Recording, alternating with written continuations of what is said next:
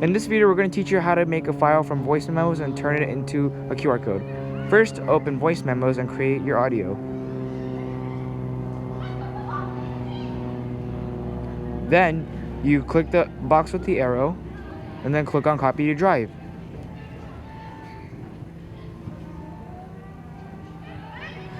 Then click save.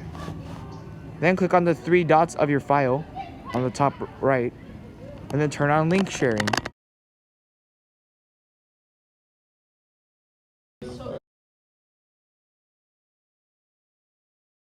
Copy the link, then search up a QR code generator online. It doesn't matter which one it has to be.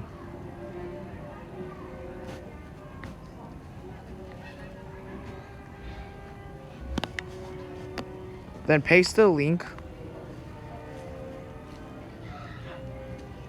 and there you have your QR code.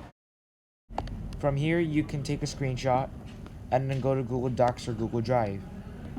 If you go to Google Slides, you can crop the image.